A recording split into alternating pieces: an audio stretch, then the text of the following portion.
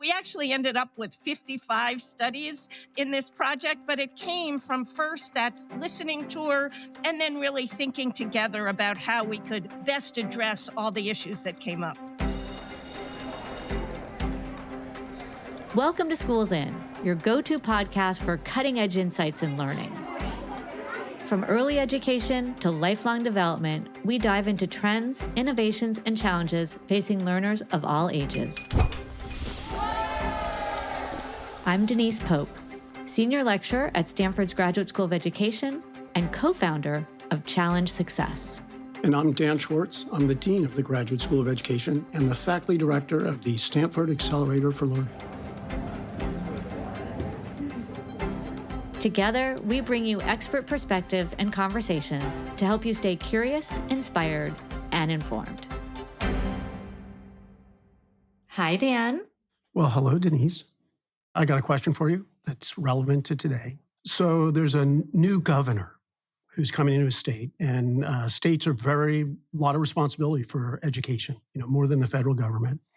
And you have to write a brief to update the governor on the state of education because they don't know. They need to learn this. So how are you going to choose the topics? Like, this is a huge space. Like, are you going to do something from the Parent Teachers Association, or are you going to talk about pre-K curriculum? How do you choose what to tell the governor?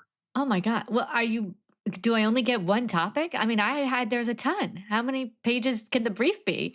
How brief should the brief be? Somewhere between one and a ton, I think.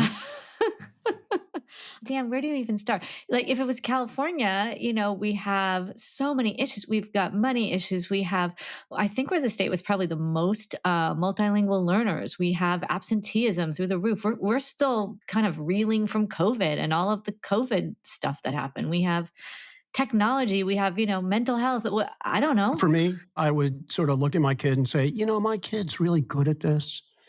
Why don't we have more classes? Yeah, sure. Dan, no way. I'm calling Denise, you on this. It's all about me. It's all about me and my family.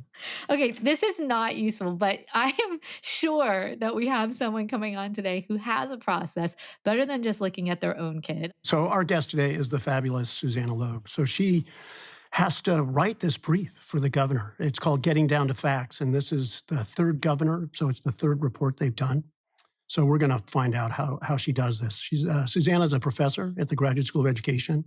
She studies educational policy and its role in improving educational opportunity for students, among many other things.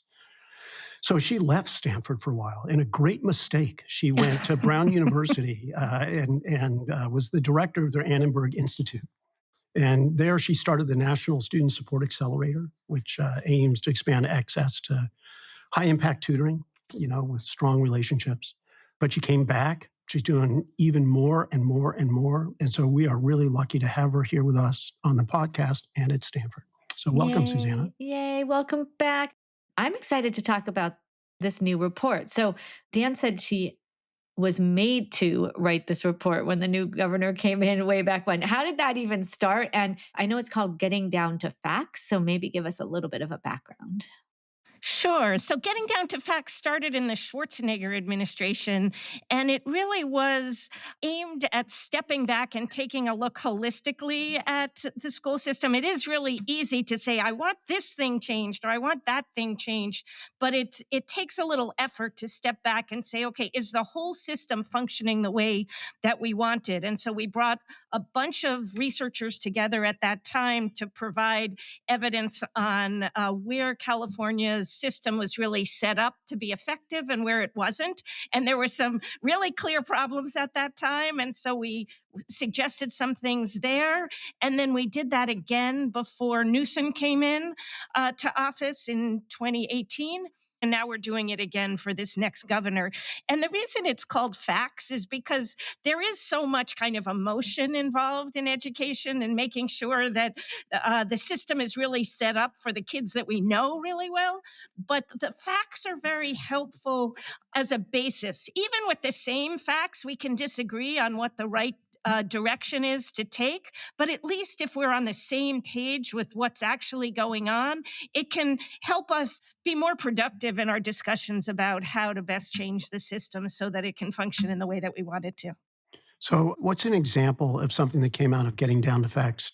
The reason that I did have been working on Getting Down to Facts 3 is because it really does look like Getting Down to Facts 1 and 2 helped get California to a much better place than it was before. The first one, it was a little bit easy to see what was wrong when we went in there because we had this really illogical finance system. You could have a district that was very much the same and getting really very different amounts of money from the state. And then you could have districts that had much greater needs and costs, and they weren't getting any more than districts who weren't. So what we did in Getting Down to Facts 1 is really bring to light the inequalities and the illogical nature of that system. And it led to, at least in part, to the local controlled finance formula that we have today, which is at least a very systematic approach to funding schools. And we can debate on exactly how much goes to what kinds of schools, but at least we know that there's a logic behind it. And so for Getting Down to Facts 1, I think the biggest thing was this local controlled finance formula, and maybe also reducing some of the requirements on districts. We had this huge education code, and we provided evidence of that there was so much there that the districts didn't even really know what was there. And so we got that cut down a bit. And then Getting Down to Facts 2, one of the things that came out of that, which I think was really helpful, was the issues we were having in early childhood education, not so much before students in the 0 to 3 range, but more in preschool. And as a result, this, I think, really led both to universal transitional kindergarten TK and also to just a new focus on the skills that educators need and the curriculum and materials they need to address early childhood in TK through 12 schooling. Susanna, huge wins. I mean, Yeah. you changed the way schools are funded in an entire state. And our state, as people know, is huge. So amazing. Kudos to you. So, back to the getting down to facts. You go and you say, Bob, go get me some facts. Like, how do you do this? Yes, Bob. Yeah, exactly. Well, somewhat similar to that. So, we start actually with a listening tour around California. So there, again, a billion different things you could look at in education. And so we wanted to go in with a research agenda that really reflected the issues that Californians recognized that we had and the goals that they had. So we started by talking to a whole range of policymakers, advocacy groups, families, to get a sense of where the interest was. From there, I put together a research agenda to answer some of those questions and went out and found researchers who were experts in each of those areas. And then we came together a little over a year ago and looked at that research agenda together and identified pieces that were missing and also how there could be synergies across projects. As a result, we brought in some more researchers to do this. So we actually ended up with 55 studies in this project, but it came from first that listening tour and then really thinking together about how we could best address all the issues that came up. If I went on a listening tour, I think I may only hear the things I care about. Like, how do you... Or just your son. Yeah, exactly. Exactly. Yeah. Until he disagrees with me. But, no, that's... is it more formal than that? Or is it really... No, we've heard 4 people say this, and they've all said it, and they're different stakeholders, and they've all pointed to the same thing. Is that sort of how it goes? It was a lot of that. And, we went into it in many ways humbly because while I am a good researcher in many ways, I don't know this state the way the people we were talking to know the state of California. And we really did seek out these different perspectives because they're essential for making this a worthwhile project. So luckily, being self-serving to the project, I want a project that in the end is really useful, meant that it made sense to be super open to what all the people we talked to were interested in. Really amazing. And 55 different research projects. Now, you said that was a year ago. Some of these obviously had been started and were ongoing before them because you can't just do all of that in a year, right? Well, the way that we design the research isn't that the researcher is supposed to be able to do a study that tells us all the answers, but that the researcher is supposed to go and see what studies were out there that could speak to this, and then what they could add on over the course of a year that would make that even better for answering those questions. So it's a combination of those two. It is relatively fast turnaround. I know where researchers are slow, but we did make use, of course, of the research that was there, adding on new data, doing more interviews, those kinds of things. We did a lot of interviews with different school leaders, principals, superintendents, other district leaders, as well as interviews with families around the state. So we added on using new data collection as well as administrative data that's already there. Oh, that's great. So now you've got these 55 research proposals. You can't go to the governor with 55 things. And so you get these 55 researchers in a room and have them duke it out. Like, Yeah. what happens next? Yeah, pretty much. So we came together again. And the idea was to take these 55 studies that each were designed in a way that they collected some information, but clearly not all information about a topic we might be interested in, like the teacher workforce or multilingual learners or the finance system. And so we got together in groups around topics and decided what the key takeaways were. And in each of actually 22 topics, we're having a summary of what all the papers that speak to those say. And so we'll have 22 topic area policy and research briefs that if, let's say, the new governor or the legislature wants to go into a particular topic, there'll be a brief that summarizes what the reports say and will also point towards those reports. But then in addition to those 22 briefs, we will have one summary paper, which it pulls together what's there. Of course, it doesn't give all the richness, but it really highlights some of the main takeaways of the project. So are we allowed to ask what some of the main takeaways are? Yes, you are. Better line up with my kids' needs, I'm telling you. Yeah, exactly. They definitely do. So I think actually, on a positive note, one of the key takeaways is that California really has made some progress over time. So we've seen a much more logical school finance system. There's been huge investment. We used to be really very low relative to the rest of the country on how much money we were giving to schools. That's increased a lot. We've also invested in transitional kindergarten and TK.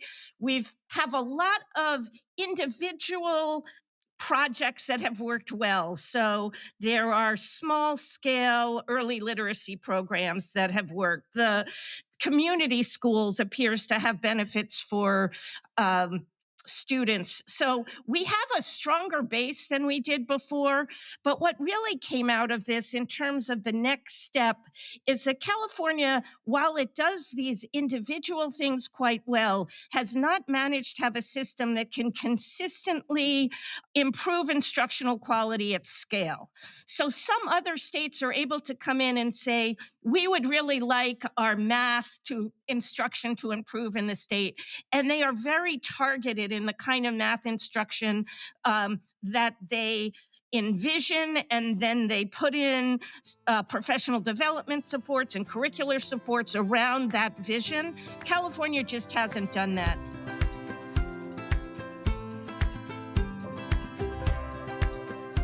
So I've had some interactions with school districts, and they're all using different math textbooks. But in these other states, are they saying this is the curriculum you have to use in your district? Yeah, so generally, at least they give them a small number to choose from, and it is possible to give waivers, but that's a really good example. So we have these ABCs of things that California is not doing that they really could do. And A is alignment and accountability. So we're kind of all over the place. Nobody knows who they are accountable for. And we just don't have that kind of system in the state that would really let us know where the issues are and respond to those issues. The second B is burden. And that's what you're talking about. So California puts a lot of burden on districts. Instead of incentivizing them to do well, they'll instead give them freedom, except that they'll ask them to do a lot of things like bring people together, write these long plans. And no one ever reads those long plans, but they are there and they take a lot of effort. And the curriculum is a really good example of this. So California spent a long time reviewing 60 different math curriculum just to see if they get above a bar. And so the state says all of these curriculum are good. But each of the 1,000 districts in California, for them to spend time reviewing all of those different curriculum is a huge amount of time and largely a waste of time. If California would just limit the number and then provide stronger supports around capacity development for those curriculum, we'd be in a much better place. And so along with the A, which is alignment and accountability, the B of burden, the C is capacity building. And it's really hard to build capacity in this kind of approach that we've taken so far. And that's because there's so much variability that you're permitting with all these different approaches. It's hard to say what's the capacity that we're focusing on. That's right. And it's hard to provide capacity building supports in every single thing that a district could possibly do. If we were more focused on what goals we want and what kinds of instructional approaches and educational experiences we want for students, we as a state would be much better at helping districts provide that kind of instruction and those kind of experiences for students. I mean, it's such a tricky thing. I mean, we are a huge state. We're so diverse. We have, tiny, tiny little one school districts and then huge districts with so many schools. And I mean, I know just the math wars alone over the math curriculum could just knock your socks off, right? And that's only one little tiny, tiny thing that a district's supposed to do. And you've got one superintendent and a school board. And guess what? Anyone can be on a school board. You don't have to have any kind of background in education. So this is a huge task. So Susanna, I'm a school district, and because of your report, the governor decides that there's going to be 4 possible textbooks for math. And I'm the superintendent, and I got my own ideas. I'm brilliant, and I want to get this done. And Susanna's just lobbying for her point of view. Like, how do you defend yourself from the idea that you're just lobbyists for your point of view? Yeah, that's a great question. And I think that's why we named the project Getting Down to Facts and why we really are quite careful about providing the facts of what we found. So as an example, we did a lot of interviews with district leaders, and they talked about the time cost and the burden of having to make so many choices. And what we present is just that districts are struggling with this, that they're spending a lot of time on it. We actually don't take it to the next step and say, as a result, you should do, exactly this thing. We're really trying to say there is a lot of burden from this. There's a lot of burden from some of the requirements of the local control funding formula right now, and the requirements on that, and then the additional requirements put on by special ed.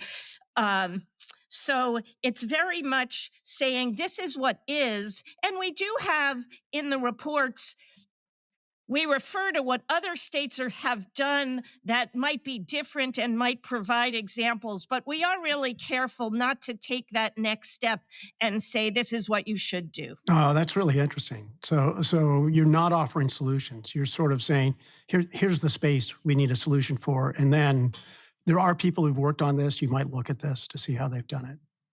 Exactly. Yeah. No, that's really smart. So what happens? You write this report. You put it on the next person's desk. What happens then? Are you still in touch with this governor? It's not just the governor who looks at this report, I'm sure. Yeah, so the first thing we do is try to get this information out. So we have a conference in Sacramento. We also do one, that's the biggest one. And then there are ones in other parts of the state that really hopefully get people to discuss to learn about and discuss the findings.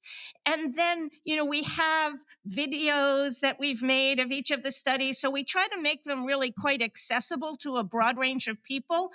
And then we hope that as we get this information out there and accessible to all the advocacy groups that are in the state, as well as to the decision makers themselves, these reports can be useful. And each of us, the 70 or 90 people involved in this project, are willing then to go as individuals to participate in meetings with decision makers, working with the advocacy groups, creating sample policies. So there are things that go on after the project is done, but because this is very much getting down to facts, we're really focused on getting those facts out and the discussions going. After that, we're no longer really part of the Getting Down to Facts project, and each of us can go and try to work on the topics that we care most about. So, Denise, I'm a dean. I have lots of faculty. The idea that you would get 60 or 70 faculty on the same page, I know, going out on the road to explain the importance of this is stunning to me. I mean, no, I know, and I've seen some love of the topics. faculty. Excuse me, I love the faculty, but they they are independent thinkers. So this is pretty amazing. Well, and I've seen some of the topics, they vary widely, right? So it's not just getting people to agree within their own specialty. It's also, then you got to get everybody to look at, okay, we're moving from 55 to 22 topics to like, what, and what are the ones that we're going to really hit hard? I mean, it's a lot. This is pretty amazing getting people together like this. I'm very thankful. The researchers have been such great sports about this. They've really brought their A game to the project and all of their heart. So it's been a really nice thing to see. So here's this is incredibly informative, but a lot of policy research is about what has been done. And so how do you handle sort of the disruptions that are going on, say with AI, the possibility of tutoring? Like how does the report anticipate innovations? Yeah, that's a great question. And I actually think the focus on the reports on creating a system that can respond to change and improve instruction is particularly important in a time like this when we have so much change going on. We have change in the role that the federal government's taking. We have change in our understanding of learning and in brain science. And we have definitely the impact of AI in schools and on our workforce. In this time of change, it's really good to have a well-functioning system.